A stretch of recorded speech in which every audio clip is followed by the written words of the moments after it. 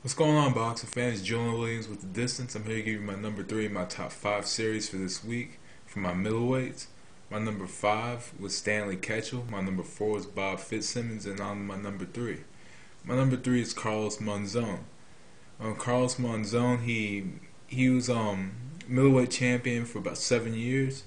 Won like his last 81 fights. He had some quality victories over Emil Griffith and Nino Benvenuti. Um, Carlos Monzon, was known for his accomplishments in the ring as well as things that happened outside of the ring. But in the sport of boxing in Argentina, he's a pioneering figure, I believe. Before there was a Sergio Martinez or Carlos Baldomir, you had Carlos Monzon, and I think Monzon, was a major influence for Carlos Baldomir. And Baldomir, of course, of course, has this kind of Cinderella story of just getting this matchup with Zab Judah and winning the title and stuff. But he looked up to Carlos Monzon. But Monzon was an amazing fighter. He had 14 title defenses, and it was unheard of at the time in the middleweight division. Because don't forget, Joe Louis had quite a few title defenses, and so did Sugar Ray Robinson. But just to hold on to the belt, 7 years straight, he was stripped for not fighting Rodrigo Valdez. But just holding on and just being a champion for 7 years straight and just constantly defending that title is amazing beyond itself.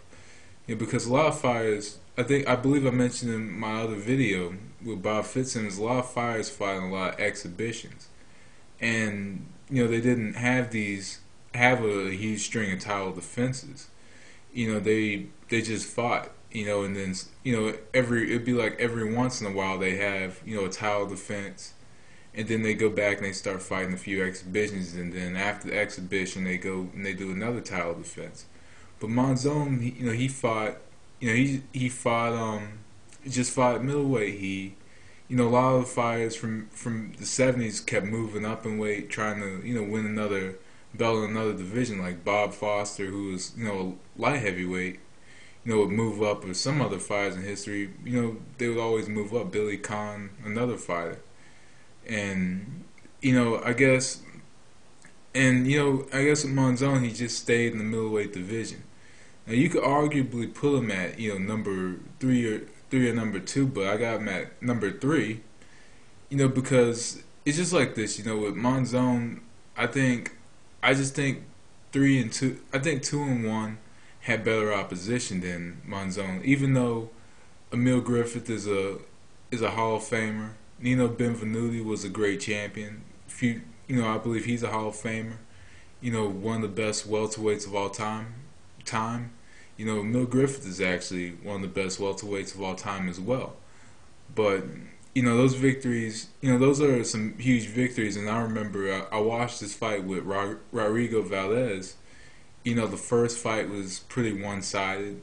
Second fight, he was knocked down. The last fight of his career, he was knocked down, and he came back and he won the fight. Came back and won, which was the final fight of his career. He retired as a champion.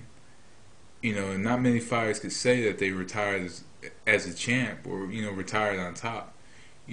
I think that because after Monzon, I think Monzon could have had 20 successful defenses of that middleweight championship, because after Monzon beat Rodrigo Valdez, there was another kind of string of champions, and then we hit Marvin Hagler. But just because he had 14 straight defenses and won 81 straight fights, I believe you gotta put Monzon on your top middleweights list. He's one of the greatest of all time in my book. Had a lethal left jab. He had a real nice fall. He used to follow it up real nice with the right hand. His right hand, even though you knew it was coming, it was still a blinding shot. So Carlos Monzon is my number three. Unfortunately, people remember him some people know him from what he did outside the ring, but I'm not gonna go into that. But anyway, that was my number 3 for this week, Carlos Monzon. Be sure to tune in tomorrow to check out my number 2. But anyway, that was the distance. Take it easy. Peace.